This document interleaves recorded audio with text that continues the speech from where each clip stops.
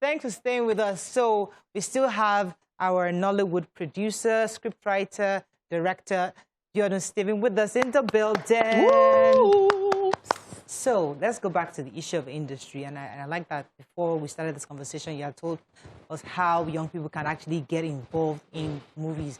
What are some of the recent challenges that you're experiencing as a filmmaker, especially because everybody wants to be on television. Nobody wants to go through that grind and of learning the ropes. They just want to meet a Biodun Stephen and say, and get that star role. You know, what are those challenges you've seen, and how can we begin to fix them? I mean, for every upcomer, the first question is, are you ready for fame when it comes? You know, because people don't tell you a lot of stuff. When you become famous, your life changes and, you know, completely. So it then becomes hard work for you to remain grounded.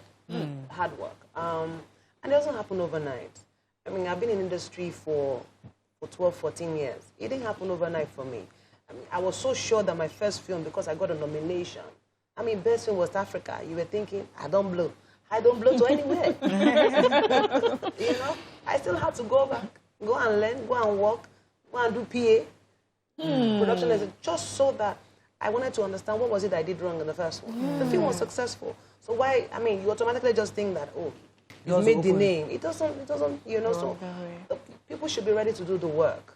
Ready to do the work. And when the opportunity comes, I always say to people, make good use of it. Because, I mean, there's an adage that when the fan is blowing, you know, if it's a standing fan, it rotates. When the fan blows to your side, make good use of that breeze. A lot of people are not even ready for when the fan is coming. Talk more making good use of the breeze when it blows. And also, again, to a lot of people who think that Nollywood is the best. For me, who wanted to be an actor so much, I became depressing that I was not getting roles. It took a lot for me to accept that my place was behind the camera and not in front of it. Wow. I'm in a position now where I can write a film for myself, produce it, shoot it. Now me, lead actor, you will watch it. Yes. But I'm not even in that space anymore.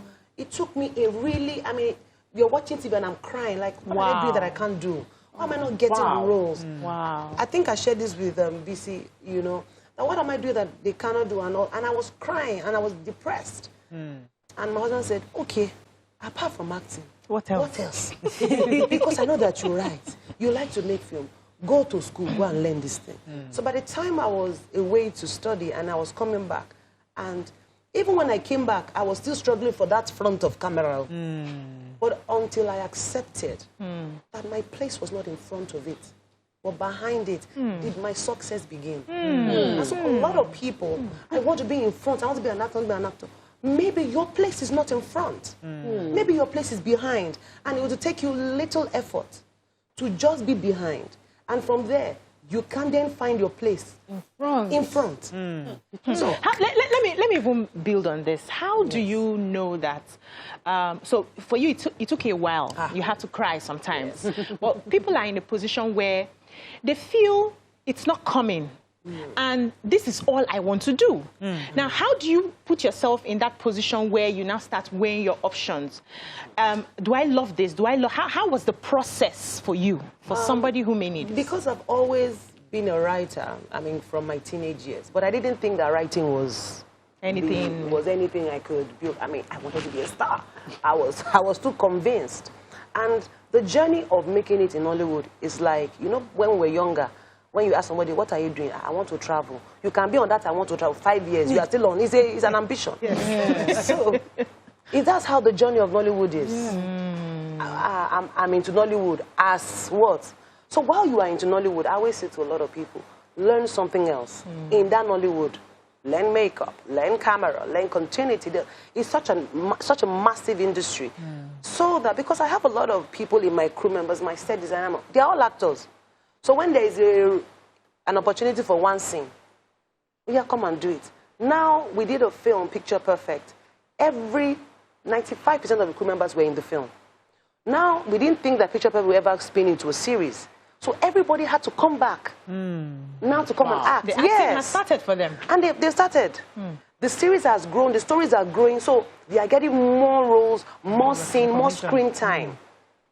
Just because the acting love was there, but they said, okay, while we are waiting for the big break, to come, Let me learn costuming. Is there also a place for, if it's yours? I mean, because me, I always have that. If it's yours, it will come naturally. Oh, yes. I remember when we started this show, I did not want to host the show. In fact, I did not, because I wanted to express my view. I'm the daughter of an activist. I have a viewpoint. Yes, this is the country, you know. So I was like, I wanted to be amongst those expressing views. I wanted somebody else to host the show. But I didn't want that. But unfortunately, 3 months after the person had to leave. The producer of the show said, Maria, auntie, you are doing this thing. So it just happened naturally. So would you also say that if it is yours, somehow, naturally, to just come into place? Oh, yes. And which is why I go back to what I said before. If it is just to happen, but be ready. Because that's also a possibility. Be ready. There are a lot of people who were acting, who've been doing, in fact, acting lead roles, nobody saw the movie. So again, you can be acting roles and nobody sees this film, nobody even notices you. It takes just one film to transform your life. I'm just loving this conversation because you have touched on some very important key things. You talked about fame and the cost of fame. That's something we never talk about because for many people, fame is the end result. Fame is the blessing. Fame is the gift. But maybe the beginning of the journey. Yes. So could you explain to someone who, because the reason I want you to further explain this is there's some people who their end goal or their main goal is just to chase the fame. I want to go into this thing because of the fame. What should they truly be chasing instead? To be honest, chase if you love the craft. If you don't love the craft and you're loving the fame, you're in the wrong business. Because again, like I said, fame doesn't just happen with the first film. You can make 10 films and nobody notices you. And you do one film. And that might be after like 5 years. You know? And then when the fame comes, you need to be ready. Be very ready. I mean, I will not say to myself, oh, I'm famous. But in my church, I'm in the choir. And so yesterday when I was sharing my flyer, because in church, this is how I am. I will wear the choir uniform. I just wear the, I'm just there in the back, happy to be a backup singer, you know. So yesterday when I was sharing my flyers, oh my God, you're Biodun Stephen. And I'm like, but I've been studying the public for many years. You don't know me. And again, it takes a lot of work to remind yourself that nothing has changed. Because making that is like a musician, making that one hit music. The next job, make the next hit now. That's the biggest one. It's not very easy. So you can make fame with one film. The next one, what if the next film is not as great? The third film is not as great. What happens? So you also need to be ready to, how can I then build up? Sorry, can I stay on that for a minute? Because it's important we dissect it. That. So you made a film and you're famous. Everybody knows, okay, you are Joy, that's your name. Joy is the biggest star now because she was in this movie. Now, Joy, because of this movie, she's now become famous and everybody has followed her on social media. She now, the dressmakers are calling her, wear my dress, makeup artist, takes all the pictures. And then the next movies are coming and it's not getting big. And then Joy has now created this new lifestyle for herself as a famous person and is not able to sustain it. And then she goes into depression because nobody's calling her again. Because musicians, we say one hit wonder, things like that. And that happens. So it's knowing how to manage it, knowing that nothing has really changed. Yes. The movie became famous, but I'm still Joy. I'm still my person. Stay concise with where you are. Because if you start blowing yourself up unnecessarily, you lose it. So, I wanted to take you back to the fact that many people ask questions. Their entire ambition is to be famous. You know, like, the goal is I want to be famous. I want to be on TV. I want to be a star. And to a large extent, many people come to me to mentor them. And yes, I'm on this show. And it wasn't sincerely to God. Like, I did not come to TVC, like, with the intention that I want to be a star. I'm going to be on a TV program and I'll be famous. It never crossed my mind. And so when people come with that, I want to be on TV to be a star. Is it a good enough goal to have? Is it the right line of action for young people to aspire to? That secondary school leaver that has been watching all of us and says, I want to be like them. I want to be a star. What would you say to address such people? There is nothing wrong with wanting to be famous. I mean, it's the road to fame. It's managing the fame afterwards. I mean, why do you want to be famous? The first question, why do you want to be famous? Is it because, make them just know me, make them just they follow me? Is that one? Or it's because you want to use your fame to do something, you know, to impact something. Because there has to be a reason why. If it is just, oh, make them just they follow me, make I just they be nuisance, you know? It won't last. Let me come to what Biodun said at the event, the last event, a poster. she said that we need more female directors, that there aren't enough in the industry. Lots of people would rather stay. We have quite a number of producers, but many female are not directing. You're also a director. How has that been for you, directing roles? And why is it difficult for women getting into that group of directors? So when people ask me, oh, what were the challenges I faced being a female director? None. I'm 6'1". Let's start from there. I'm intimidating. Yes. I am big. Yeah. It's gonna take you a while to want to challenge me. You know, I'm also street. So it's so I mean, the opportunity is there. And I said to people, a lot of people now, that now is such a good time to be in Nollywood because your talent and your skills counts for something. Back then, it don't matter. They will tell you, lie on the chair. You know, but now it counts for something. And I know that there's a huge crop of new female directors coming up. As female directors, you just need to keep pushing, keep telling stories. Now nobody is humiliating or disrespecting you because you're female. Because people now it has changed because people respect that. For you to say that I want to be a female, I want to be a director, and you're female, and you want to direct veterans, you know, and you stand toe to toe to them, say, this is how I want you to interpret this scene. All they need to see is how you present yourself. So there are a number of them. Maybe they are not known yet, so maybe we should then start something about an association so that we can all take record of, because I've seen quite a number of female directors. Oh, quite a number. Wow. From 2 years ago to now, I've seen quite a number. They may not have made, you know, the films that are very popular, but if you watch, you know, some of these other platforms, and you see, most people don't even wait for the end credit to see. Yes, who told this story? People just say, oh, be in this film. Now she get the film. No. There are people working behind the scenes. Yeah, let's talk about your new movie, The Breaded Life. So I saw the flick and I was blown away. As usual, I'd seen The Visit, and I've seen this one that Bisola was in. Ovi's Voice. No, not Ovi's Voice. The one, I saw it in the cinema. I think we saw it together. I can't remember. With the Yoruba guy now. Oh, Picture Perfect. Picture Perfect. Yes. And I realized that you use quite a number of cast, very few, to portray your message, but then we get intimate with the cast. Did you do the same thing in The Breaded Life? What's the difference here now? So we had quite a chunk of people in there. However, who were the carriers of the story? It's really just two people. Because again, it's not all, I like to do intimate film, but it's not always, it doesn't always work every time for every story, you know.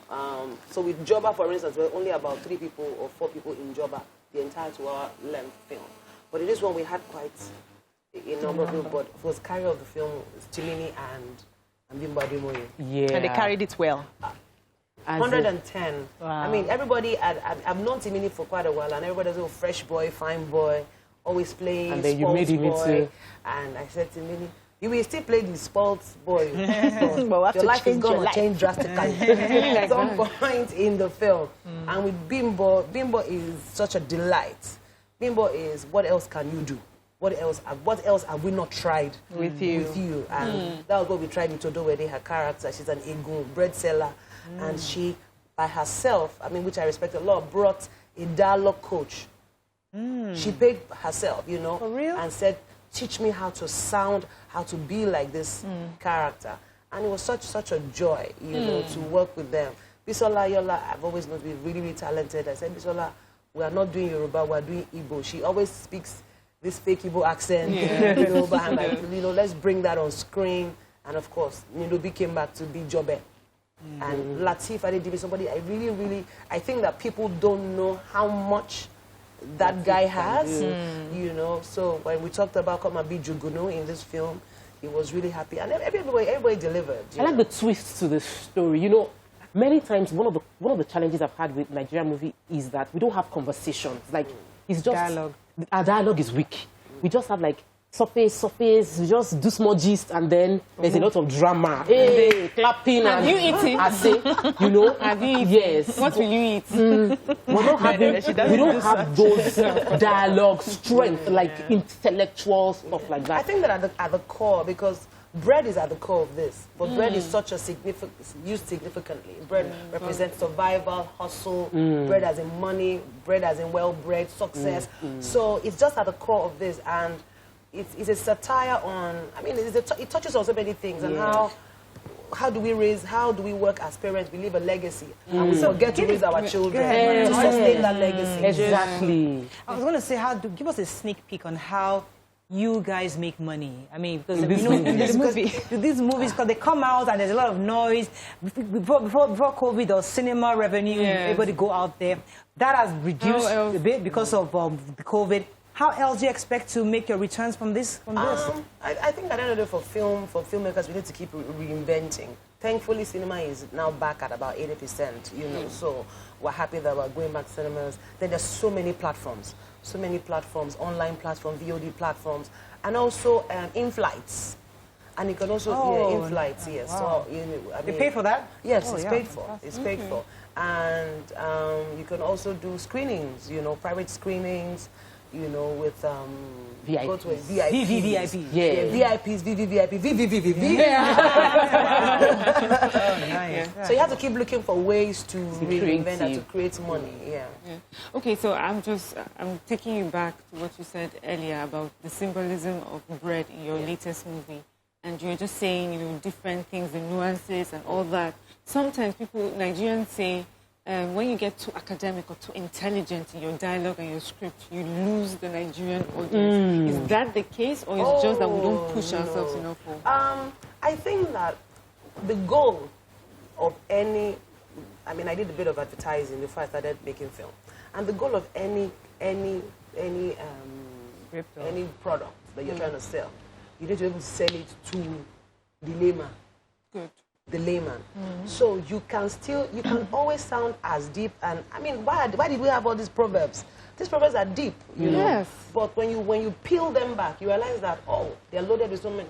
They sound very silly, you know. Now waiting adults, something. Sit down for. It sounds silly, but if you stand, peel you it know, back. There's a lot of layers. So there are ways that we can still, you know, convey these messages, you know, while keeping it simple, so that at least the layman, anybody at all, can understand it. Biko, how do you get inspiration for your scripts? Because your stories are very deep, sweet, and that's the word, sweet. So how do you go to the mountain or something? Oh my gosh. No, I draw from my experiences. I was orphaned very early, so I lived with people. I had different experiences. So I draw from all of them, my highs, my lows, my joys. I don't count anything as... I've learned to turn my pain into stories. So if I'm sad, I write it down. And then when I go back to my diary, okay, this happened. This can be a good film, you know? So I try to turn my joys and everything around. And then from this small conversation, you don't get story. I pick story. My husband is afraid to give me gist. It tells me something I've written it down. So you're inspired by everything. Tweet space. Yes. I have Lisa Bond who says, I agree with Toyin Abraham, what we were discussing earlier. I was the bad friend in the midst of my crew. I used to wonder why I don't get along with them. Then later found out that I was the odd one out. I hardly apologized, which made me the bad friend. Well, Rolake O says, Biodun Stephen is one of the best script writers, directors that I love to watch her movies repeatedly. Her films are top-notch, and she uses very few but excellent cast. The use of selective English words in her films are educative. Bilikis Morenike says, I love your humility, ma'am. That's you. You're so grounded and do not wear your success on your head. Many people might not acknowledge it, but I believe your humility is a backdrop for your accomplishments. You're focused and brilliant at what you do. Funny too. Oh my God. You said that we only me. Wow. We love you though, and I want you to know that we appreciate the work you're doing. Thank you so much for having us for our viewers. Please go see Brother Life is out in the cinemas today, everywhere. Please go see it. And always remember that when the fan is blowing to you, be ready to make good use of the breeze. It is full blowing. Make good use of it. All right, that's all we can take on the show. Thank you very much again for joining us. Have a great weekend. See you Monday. Bye for now.